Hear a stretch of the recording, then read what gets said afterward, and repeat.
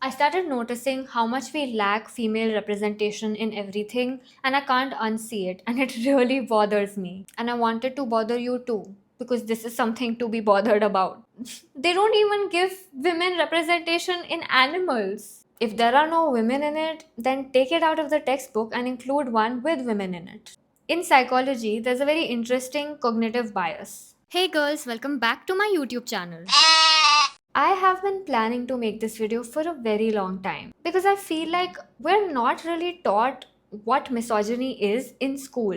And that's really weird because misogyny is a big part of every girl's life. In our family life, in the clothes we wear, the kind of hair we have, in the movies that we watch, in our wedding rituals. And I find it really odd that our schools don't really teach us about violence against women, the history of it, and how to name it, and also that it's a bad thing and we need to stop doing it. So this video is to help you recognize misogyny in your textbook. And today we're going to be reviewing the class 10 NCERT English textbook. Before we get into it, let me just clear out what misogyny is. The dictionary says that it's the hatred of, contempt for, or deep prejudice against women. It is a strong bias that treats women as less important, less capable, or less valuable than men. So once you start noticing misogyny around you, you can't unsee it. And because I can actually see it everywhere, I thought let me look at our textbooks, the literal textbooks that we study to get educated in our country, and see are they actually misogynistic? Because why are the young people still misogynistic? Things are surely getting better, but there's still a lot of misogyny. Even little children are misogynistic. I was wondering why. I had to do a lot of research and reading for this video. I literally went through all the chapters of the class 10 NCERT English textbook one by one, word by word, several times. And I analyzed it. Reading these chapters took a lot of time and effort. And I don't need to do this. I'm a grown person. I don't need to read the NCERT. But I was curious, so I did it. And I decided to invent my own framework to be able to see the misogyny in the chapters. So there's already something called the Bechdel test that exists, which people use to analyze movies through this perspective. But my framework is a little different. I like to call it the AFSHM, Awkward Goods Framework for Spotting Hidden Misogyny.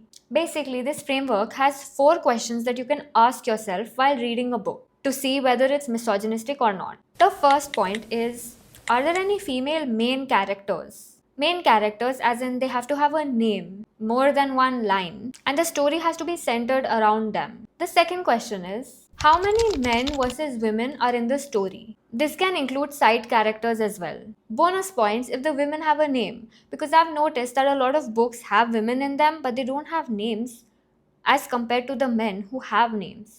They'll just mention them as mother or sister. So the number of men versus women in the story, including the side characters, have to be 50-50. So for every one man, there has to be one woman. The third question is, are the roles of women in the story beyond the traditional stereotypical roles of mothers and wives? And are they seen as independent characters without being connected to any men? So the roles of the women in the book cannot be daughter of a man, sister of a man, wife of a man, or mother of a man. These women have to have personalities beyond these traditional roles. And the fourth point is the gender of the author. Is it a man or a woman? Let's get into the first chapter. The first chapter is A Letter to God. The gender of the main character is a man, which is Lencho. So I will be giving this a 0 on that point. In this story, the number of men versus women with names, it didn't do really well on that point. There were around 4 to 5 men mentioned in this, and there was one woman who was the mother. And her only sentence in the story was, "Come for dinner." This rage baited me, honestly speaking. So this point also got a 0. For the third point, the role of the woman was to make food and to call the boys for food. So it's a 0 again. And the gender of the author was a man. So this was a 0 out of 4. Yeah, things are not going very well right now. But I'm hopeful. Maybe things will get better. Also, there were 2 illustrations in the book, and there were only men in both illustrations.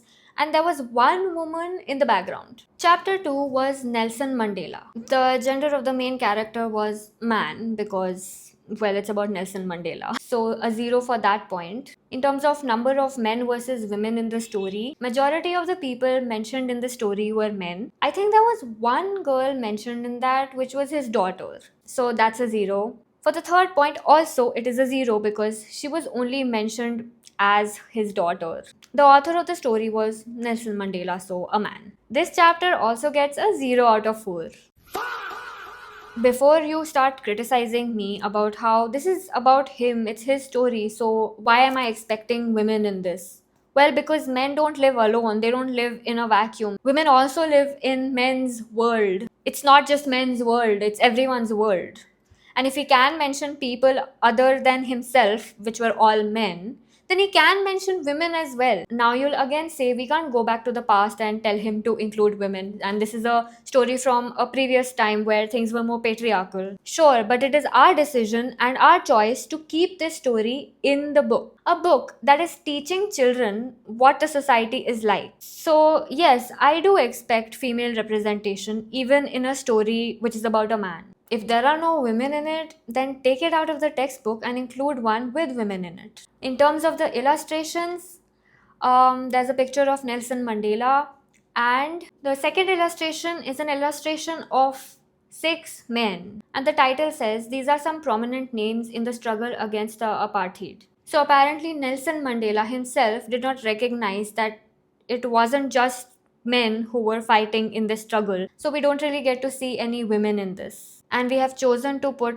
this specific story into the chapter, which only has men in it. Moving on, chapter 3 has 2 stories about flying. His first flight and Black Aeroplane. Now, the gender of the main character in his first flight is obviously a man. Technically not a man because it's about a boy seagull. It's still a boy though. We got seagull representation before female representation. So the first point is a 0. Now, the second point, there are 2 brothers, 1 sister, mother and father. So there are more men in it than women. Also, the story is completely made up. The author could have included more women in it. They chose to have 2 brothers and a male seagull and only a little sister, just like that, like a token little sister. So in this story, the mother had a slightly more substantial role than the previous other stories, but it was still limited to that of a mother technically. It was centered around feeding him or something to do with food. So for the second point, it is a 0. For the third point, it is a 0 again. Gender of the author, obviously a man. A 0 out of 4.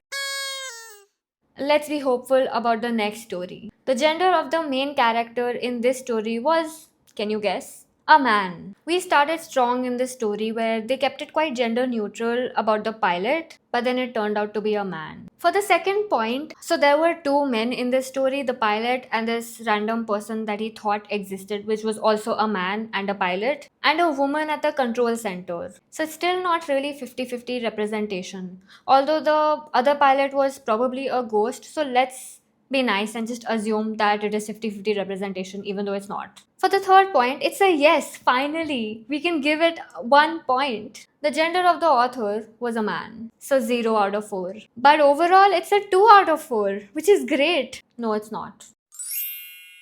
Chapter 4, From the Diary of Anne Frank. Finally, a girl. Side note, I have read the whole book, The Diary of Anne Frank, and I loved it when I was a kid. So for the first point, it gets a 1. For the second point, there were a lot of characters mentioned in this, but it was quite equal in its representation. Even though the story was about a girl, there were a lot of male characters mentioned in it, and they were not anyone's father, brother, husband. They were real characters, like the male teacher. He had a name. The illustration also shows the teacher as a man, and there are 2 girls and 2 boys in the class. So this is a win. Now for the third point, it is again a 1. Fourth point, of course, it's a girl who wrote it. This one gets a 4 out of 4.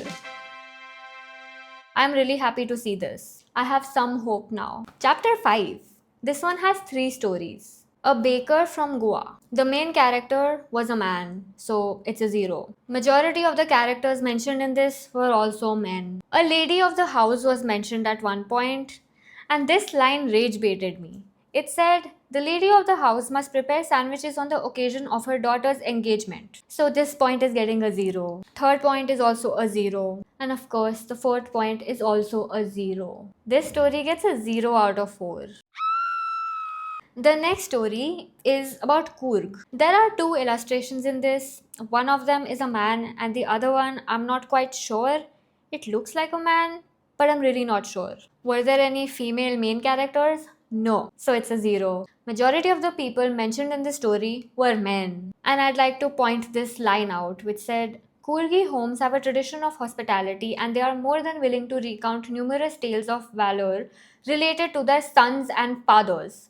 Arey, but what about the mothers and daughters? Why is everything about sons and fathers? They only talk about mothers and daughters when it comes to looking like a victim, being a mother, or being a daughter. Something to do with marriage. Apparently, women can't have personalities beyond their relation to men. Third point is also a 0. Gender of the author? Man. So 0 again. 0 out of 4. Yay! Third story, the title was Tea from Assam. I had some hope from this. I was like, maybe they'll make the mother make some tea for her husband or something like that.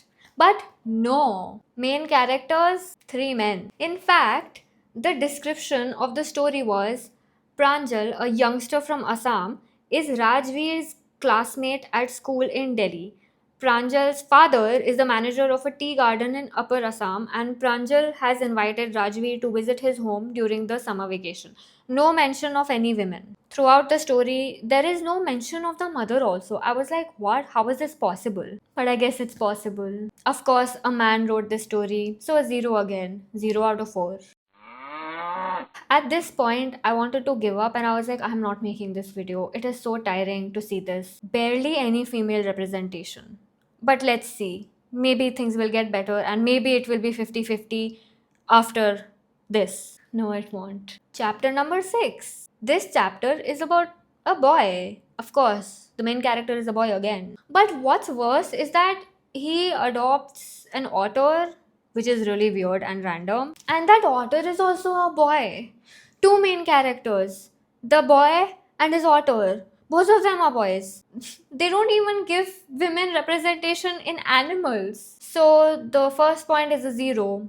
Now, the second point. This is quite interesting. There were 2 women mentioned this time. For once, we see women in the story. Of course, majority of the characters were men, so they get a 0 on that point. But there were 2 women. One was a woman who screamed because of the otter, and another woman who was an air hostess. If you're still watching this, comment otter. Now, I'm not sure if I want to give points for this because if you look at the illustration, it's a stereotypical illustration of a woman getting scared and shouting. You know, like the whole vibe that they give, that women are always overreacting and they're shouting and they're emotional, and men are not, they're calm. This illustration is giving that, but it's fine. There's a woman, at least there is a woman, so I will give them 1 point for this. And also, air hostesses are usually women, like air attendants, if that's the word for it. It's usually associated with women as a job, so that is also stereotypical, but fine, I'll give them 1 point. At least kuch to औरतें हैं. Of course, a man wrote this, so 0. Chapter number 7. Madam Rides the Bus. This story is centered around a little girl. Yes, we get more stories about girls. Yay! Let's see how this one does. Main character is a little girl, so 1 point for that. Now, interestingly, there were more women than men in this story. I didn't expect that. I literally didn't, because none of the stories till now have had more women than men.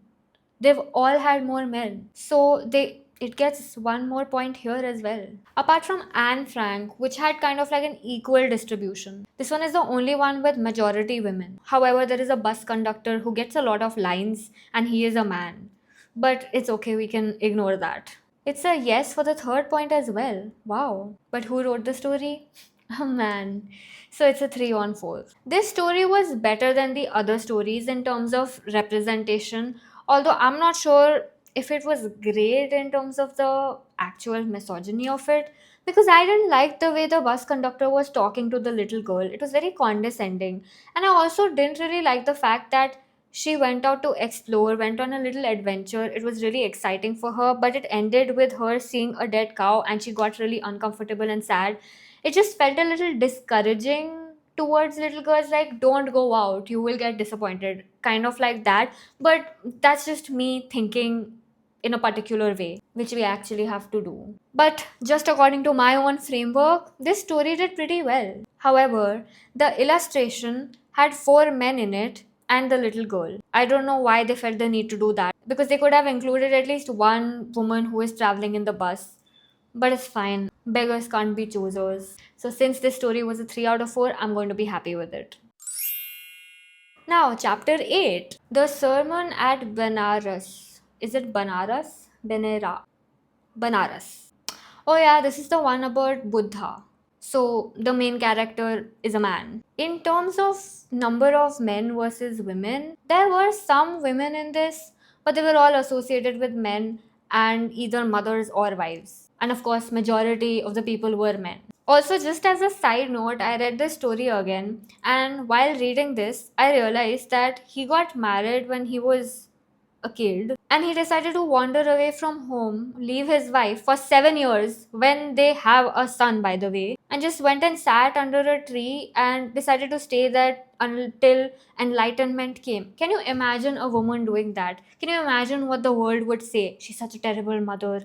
How can she just leave her family and go? But no, we think he's very cool. We look up to him for leaving, abandoning his wife and son. And this is what young people who read these stories, will take away from these stories unconsciously. That a man is a man, but a woman is only a mother and a wife. Anyway, it did a 0 on the first point, a 0 on the second point, a 0 on the third point, and a 0 on the fourth point. So it's a 0 out of 4.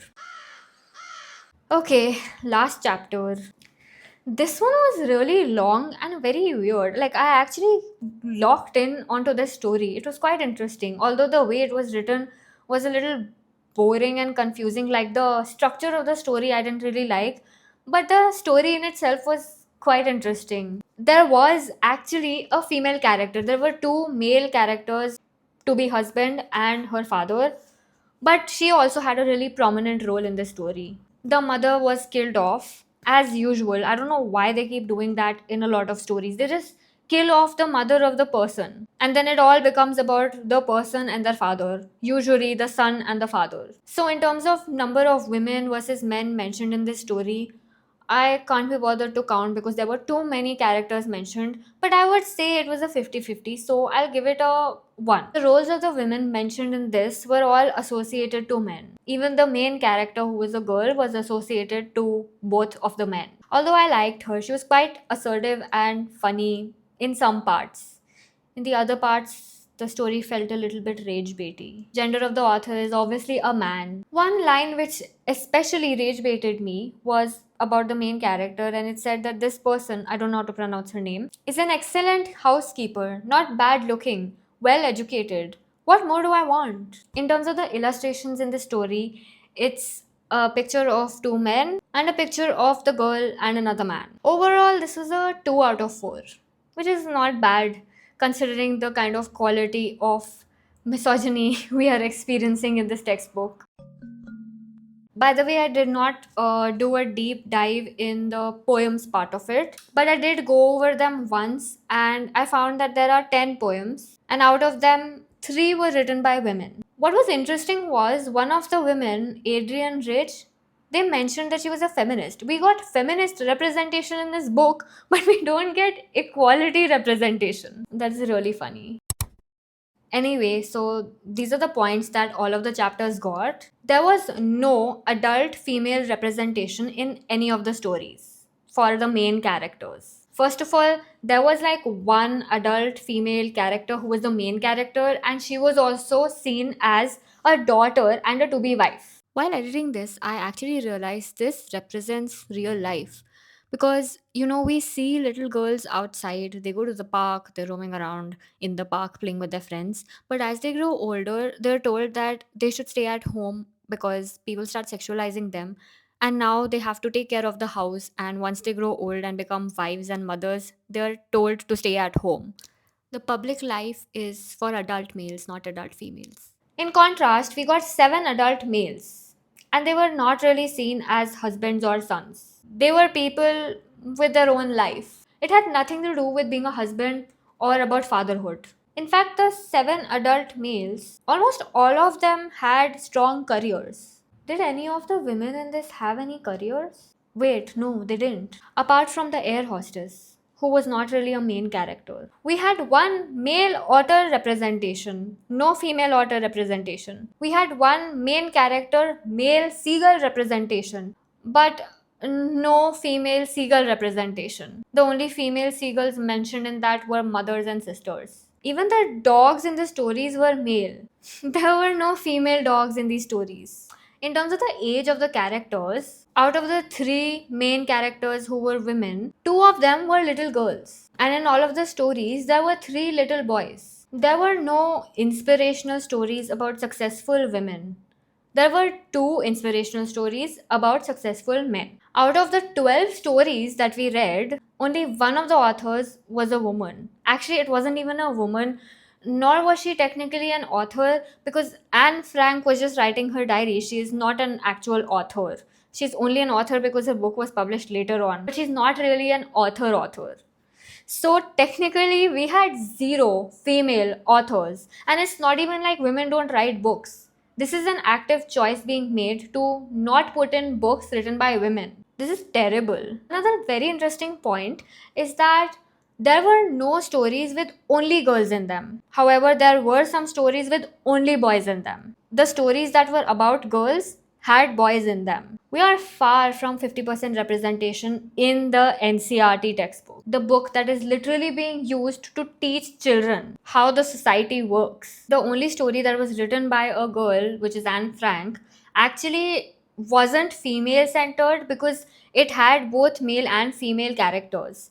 They were given equal weight. So if you think about it, just by going with this, you can tell that when a woman writes things, she does not have this bias that it should center around women. She includes everyone in it. But we can't say the same about the male authors. They center their experience around men, and women are just side characters with no names, no personalities, no life. This is a real problem. If you open your eyes and just look around you, you'll notice that there is no female representation in external life. Just look at our government, look at the parliament, look at the delivery workers, look at the CEOs, look at the people who travel in the bus, the people on the road. They're all majority men. Our textbooks tell us that women don't deserve to have a voice, that the male voice is the only important one. It doesn't take much to include female authors in your books. This is an active choice to push women out. And that's really not nice. You know, a lot of people think that being a feminist is like a big deal. It's like a really extreme thing, but actually, it's just having empathy for people who don't belong to your gender. And if you say that you're not a feminist and you don't care about female representation in anything, then you're just someone who lacks empathy. And that is a really bad person in my eyes. These things are so normalized that we don't even notice it. I mean, when I was in school, I never noticed this, and nobody talks about it. But it's high time that we start centering women's voices as well. The world doesn't have to be male centered. There are so many strong, intelligent women out there. They just don't get an opportunity to use their voice. And little girls and little boys, when they're reading these books, they absorb what's written, but they also absorb the other things in the book, like the representation. If everything is just going to be about men, then it's not really fair or fun.